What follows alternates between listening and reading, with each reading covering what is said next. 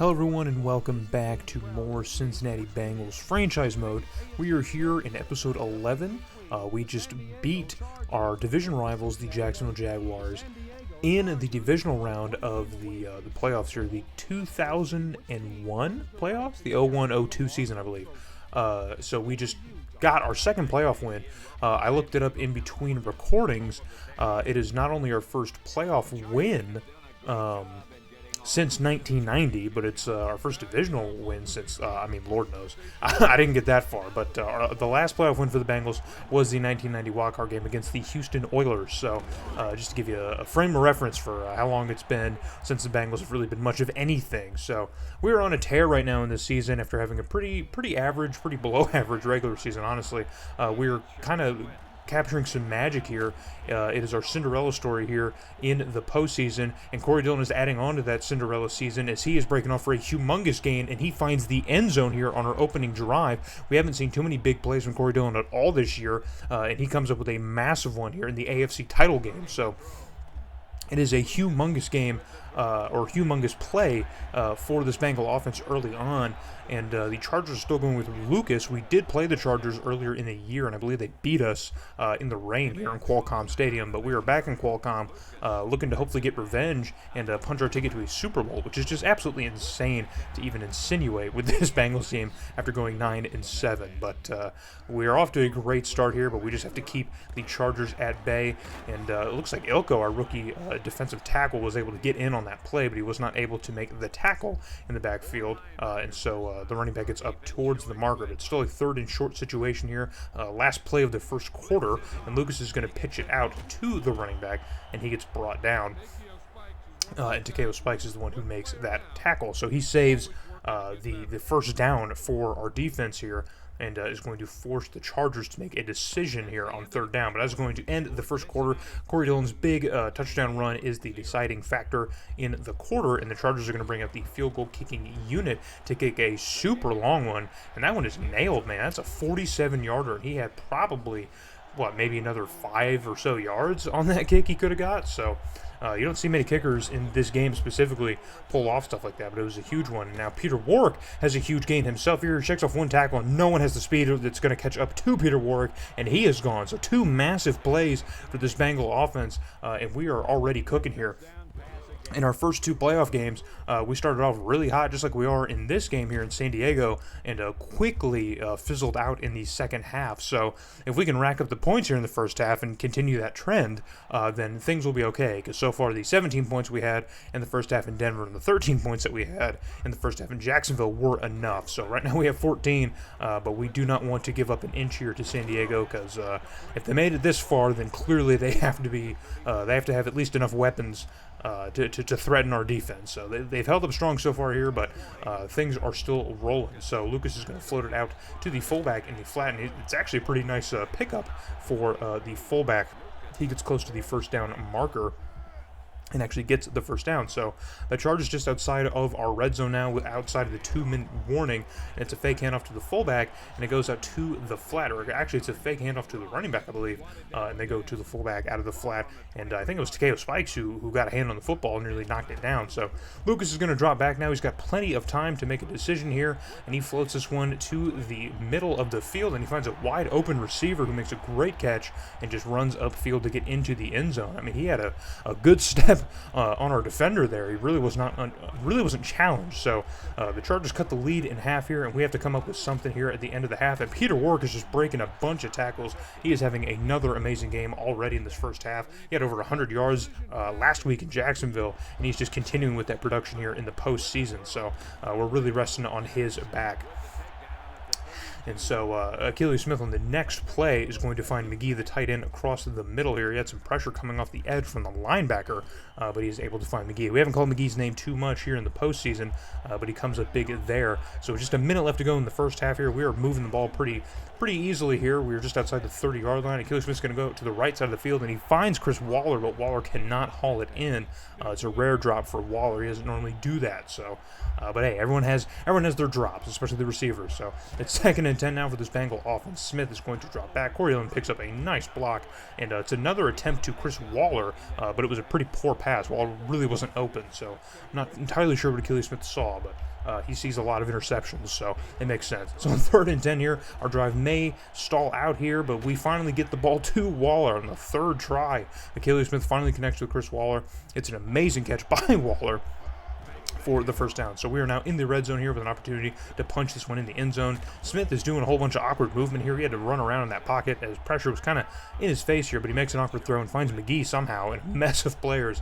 And it's a now 2nd and short situation. We've got 40 seconds left to go in the half. We have a lot of time here to operate, but we're not going to need it as we find the fullback Gross, who cuts upfield and gets into the end zone for a 3rd touchdown of the half. So the Chargers now, I forgot about their field goal, but now 21-10 is your score into the 3rd quarter, and we now have the football as the Chargers maybe weren't able to capitalize on their first drive of the half. So it is now our shot here right around midfield as that first pass falls incomplete. So now 2nd and 10 now for the Bengals, and Achilles Smith is going to drop back here. He's got a very clean pocket and floats this one across the middle to McGee. So Smith and McGee hooking up quite a bit so far in this game here. Not for anything major, but it's definitely moving the football. So I'd like to see that. Corey Dillon bounces outside of getting trapped in the middle, and he's shaking off a whole mess of tackles and finally gets brought down at the first down marker. So a very aggressive run for Corey Dillon. We'd love to see that, extending that play here and making sure he's getting some yardage. We haven't seen a ton of that, so it is good to see. So now Smith is going to drop back now on 1st and 10, and he finds McGee again in the middle of the field, this time for a bit longer of a gain here. It's not just first down, it's about probably a 15-yard pickup, so we like to see McGee getting involved here. It's the one receiver they're forgetting about. Maybe they're covering Warwick and Chris Waller, and McGee is our only option here consistently. So 1st and goal, Smith is going to drop back, and again it's a throw to McGee, who does haul it in, but that's probably for about maybe 3 or 4 yards, if that. So not going to get us in the end zone, but it's going to get us a little bit closer as we are inside the 5-yard line now. We might maybe expect to go to Corey Dillon here, go on the ground, and it's a fake handoff to Corey Dillon, and Smith stands in a clean pocket and floats this one out to, that is Battaglia. That's the backup tight end. So just really loving the tight end. And he does haul it in, but he's out of bounds. So it's 3rd and goal here. We really need to punch this one in if possible. Smith is rolling out and just rolls right into pressure. There really wasn't a ton there. I don't know where Smith was going or where he thought he was going. Corey Dillon was there to help him block, but I mean, there was just a bunch of charges there. I really don't know what he was doing. So we're going to send out the rookie kicker, John Green, and he's going to knock this chip shot through easily. Would have really liked a touchdown there, but we will take the 14-point lead heading very late into this 3rd quarter. So 24-10 is your score. We get way up in the backfield on this handoff here, but the running back is very much gone. It's Ingram. I believe he's the rookie. I think he's the rookie running back that must have drafted in last year's draft. So that's why I don't know who he is. I've already forgotten from the regular season when we played the Chargers that they had this rookie Ingram. But he gets a nice pickup for the Chargers. We are unable to get him up in the backfield. That's like the 2nd time today we've had him in the backfield and have not been able to get him. So he's not really a small guy. He's a pretty big back. But he's got a good amount of speed. So Chargers complete a pass, but it is out of bounds. So that's going to be 2nd and 10 now, as they don't get any yards on that. So Lucas is going to drop back now. He's going to go out to the flat to the fullback, who's got a little bit of room upfield here, but that room goes away pretty quickly as our defense recovers and gets out there to bring him down after just getting about a yard or so. So on 3rd and long here, Lucas needs to make a decision here. He's got pressure. He's moving around the pocket pretty well. Really solid awareness from Lucas, and he does find an open man, but it is well short of the sticks. Or excuse me, he was out of bounds. So it's 4th and 9 now, and the Chargers in desperation mode need to keep the offense on the field. They have good position. Lucas is going to go for the home run ball, and he is going to find Newsome, our cornerback Newsome, who we signed in free agency. He's going to come down with it in the end zone, so that's going to end that drive. But we are unable to do anything with the football, so the Chargers now have another opportunity to maybe earn some points here late in the game. Lucas gets a high snap and floats this one deep, and he finds, I believe that's Conway, the receiver, who shakes off the one defender and gets into the end zone. And that is a Charger touchdown, so they really wanted to do that on the last drive, and they were unable to. So that now it is 17-24. We need to hold on to our lead now. There's 2 minutes left, and we are in the driver's seat, but we need to kill some time. And Corey Dillon says, nope, don't worry about it. I got it. Finds the open lane and shoots it, and nobody has the speed. No one is going to find him or get him, and Corey Dillon is gone. It is a humongous pickup. For sure his longest pickup. It says it's his new record. It could be, but it's definitely his longest run from scrimmage so far this season, as Corey Dillon has a massive, massive play, and that's his 2nd major run for us.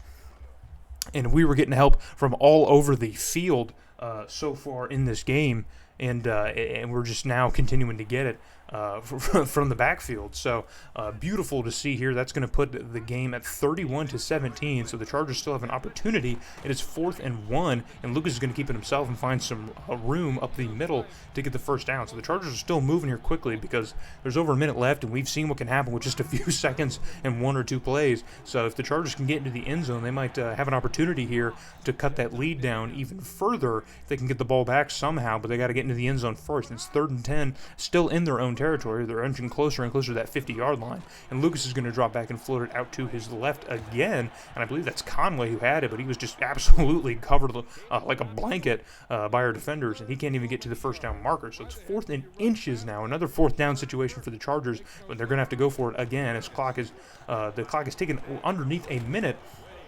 And it's a huge pickup by the tight end. There wasn't really anyone on our defense that was in that area. So it's a big first down here, but the clock is still moving. They're going to have to burn a timeout. And again, it's that tight end who shakes off the defender and then gets absolutely sat down by another defender. So now the Chargers within a couple plays are now well within the 15-yard line.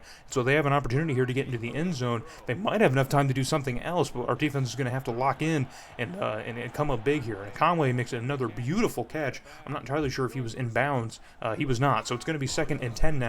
Lucas is going to drop back, and he's going to go out to the right side now, and that one is hauled in, and that's a Charger touchdown. So the Chargers are not dead yet. They are fighting. They want to go to the Super Bowl as badly as we do. So here is the onside kick that will ultimately decide who is probably going to win this football game. And the kick is out, and our defense, or our special teams rather, is all over that one. It's one of our big defensive tackles who comes down with it, and that is going to end the ball game. We hold on to a 7-point lead here. 31 points is enough to get it done. So I'm really proud of our offense, man. We actually did a lot in this game. We were able to do a lot, and there you see the record for Corey Dillon. He had an absolute career day for us at probably the most important time here. He went off in this AFC title game. He really has not done that all year long, and we've been waiting for that. I've been saying it, and we've been waiting for it, man. Look at that 3rd down percentage for the Chargers, man. They only converted 1 3rd down all game. That is probably why they lost this game pretty easily. So the last game that we had against the Chargers was kind of like it was like a rain game, like a barn burner. I think it was like a 10-3 type of game. But this one is kind of a shootout here back and forth as we rack up over 50 points between both teams. And there you go, 144 yards on 7 attempts. That's just disgusting, man. Peter Warrick puts up another 100 yards on only 4 receptions here. Chris Waller doesn't really get that involved, which is unfortunate, but it didn't really matter because we were getting a ton of help from Peter Warrick and Corey Dillon, 2 of the key pieces that we were really expecting to carry this offense. So and the Rams hold on against the Giants. So there you go, our Super Bowl matchup. It is the St. Louis Rams against the Cincinnati Bengals. I'm not sure what Super Bowl that is. I think this is 36, maybe 36 or 37, I think. But yeah, it is going to be between the Rams and Bengals. So can't believe I'm saying that. In year 2, we're in the Super Bowl. So I need everybody there when we take on the Rams, baby, for our first Super Bowl.